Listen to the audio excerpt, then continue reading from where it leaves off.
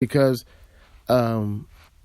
teenagers, young kids, whatever, are glued to social media, and somebody be like, "Hey, I seen such and such tomorrow." And some girls reported, some people trying to report the girls were runaways, etc. And this social media, I can understand the purpose of them doing this. So since implementing the tactic, Commander Chanel Dickerson, the new leader of Youth and Family Services Division, said the department has been able to close cases more quickly. See, I told you to be more effective.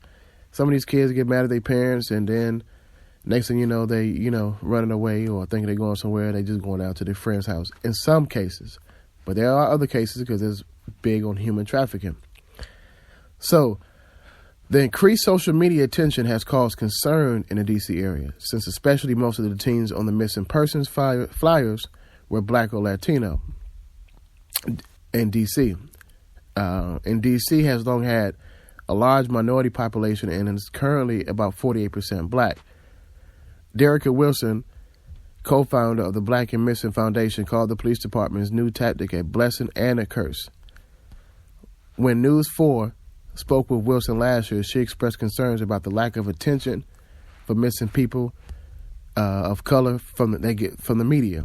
But despite increased attention in weeks, some of the information being shared on social media by celebrities and bloggers is inaccurate, increasing concern in the community but spreading falsehood. Now, here's what you need to know about children reported missing in D.C. I'm sorry about that, y'all. Give me 1 second. I'm having a little technical difficulties real quick, y'all. Y'all bear with me for 1 second. Okay, so here's what you need to know about the children reported missing in D.C. What exactly is happening in D.C.? According to local police data, the number of missing children cases in the district dropped from 2,433 in 2015 to 2,242 in 2016. The highest total recently was 2,610 was back in 2001. So far this year, the district has logged a total of 501 cases. And sorry about that, y'all. And I think somebody's trying to call in, but they're calling on the wrong number.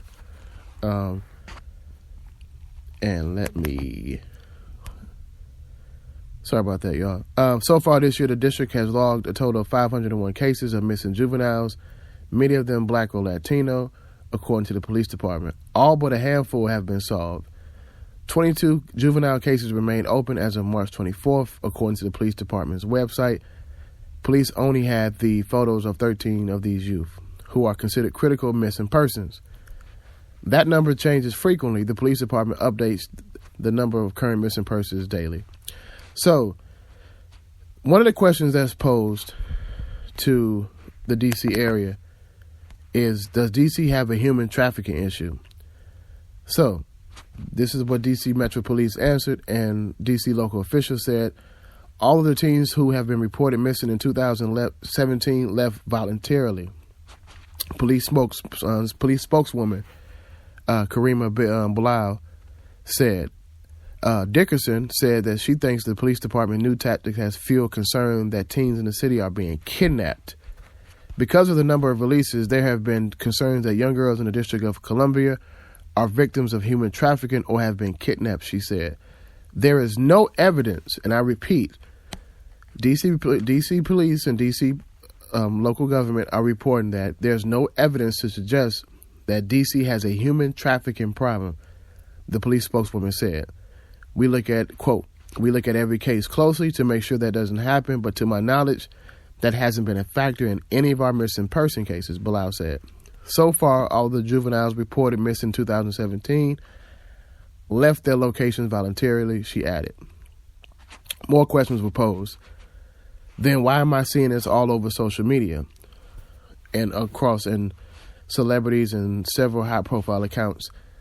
For example, actress Taraji P. Henson, LL Cool J, Russell Simmons were celebrities who reported and shared the post claiming that the 14 girls have vanished in a single day. So once, and this is what I tell people about social media, once these celebrities found out and dignitaries found out that the reports were inaccurate, they started to delete the posts. And so, and I'm going to get into that. Remember that key part right there about celebrities deleting the posts or not taking, spreading the word after they found out. It sounded like they found out first before regular common folk found out. It seemed like it. So, but remember that, because I'm going to get into a story about Fabulous and somebody as well. Some people deleted their posts once they were made aware of the inaccuracies. When relaying information about this, we have to be careful. We relay the correct info because these are all people. These are little girls. These are people's little girls. I'm sorry, y'all. Singer Kalani posted on her Instagram account after she deleted the inaccurate photo, and that was her quote. I'm sorry, y'all. She posed a question about why do teens run away. Now that seems more accurate than anything as to pose that question. Why are teens why teens run away from home? And that's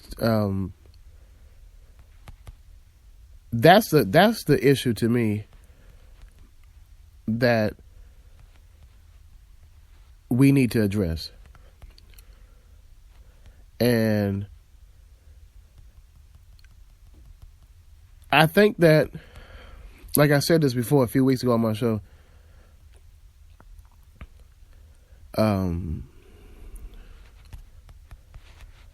social media, I would say that social media is completely the devil. And that I don't understand why do we take so many things on social media seriously. Now, I analyzed this picture when I first saw it, right? And it was like 1, 2, 3, it was just 4 girls on the flyer, and it explained 14 girls have been missing in DC in the last 24 hours. And how often do we take the opportunity to actually research these stories? That's my question. If anybody has any information they want to add to this, phone lines are open, 404-641-9606. Once again, 404-641-9606. And what happened, the actual reports came out, and I want to give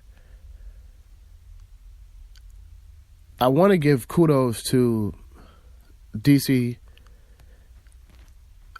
Metro Police and local authorities for actually trying a new method to incorporate trying to find young black kids, period, first of all. And I don't want to make it a black and white thing, because not just black kids come up missing or get kidnapped. So I wanted to make that disclaimer. But as far as it relates to African-American kids being kidnapped or coming up missing, black people in general that's been coming up missing. I did state that there was a young lady who was traveling through Atlanta, who this was her last stop that any of her family and friends remember her coming through, because she's missing. So this is a gateway to when you get involved into conspiracy or you get involved into facts. Now, I'm not about conspiracy. I'm all about facts. So the facts remain that there's legitimate a quote unquote black market, or there's a market for organs and et cetera like this. And this is what black people are saying. Well, they're stealing our organs and they're doing this and that. And I have to say, it is a market for that, truth be told.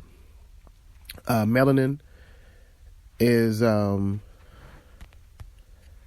melanin is a very hot commodity, but our organs are period. The brother, and I'm gonna get into that, but just recently, the Rockefeller guy just passed away, and he had about 7 or 9 heart transplants, and you can imagine where some of those hearts came from. I mean, for real. But is it conspiracy? Or is it that they just hip to the game that black people live a long time and the reasons why and how valuable our organs are, etc. That's if you want to get into the conspiracy part or get into the part where that, I mean, because that actual black market of that exists, that's been a known fact. There was a case here in Georgia, and I forgot the young man's name, they found his body rolled up in the gym mats. And after the autopsy and time went on, they finally reported the fact that his body was missing organs. So that's just not by default. You just don't murder somebody and then take out a spleen or a heart and think that's normal. But will I say that there's a target on black people for their body parts and etc.? It's always been. This is nothing new, black people. This has been going on since the dawn of slavery, when they've been trying to figure out how we built like this, how we able to resist the sun easily, how we able to adapt and this and that, etc. As far as that's been going on for years. I don't want to offend any of my white listeners, but that's been proven for years. It's also been proven that once non-melanin people realized they couldn't survive without melanin in their skin, then you have an increase in biracial kids. That's not rumors, that's facts. So my question is that when we're going to stop, my statement is this: stop looking into rumors and start looking into understanding facts. The fact is, and I don't want people to take this the wrong way, but it's the truth. The fact is, the sun is getting closer and white people are trying to survive. And I don't even know what further I need to say but to explain that, but to say that, but it's just the truth. And if you feel differently, you can call in 404-641-9606.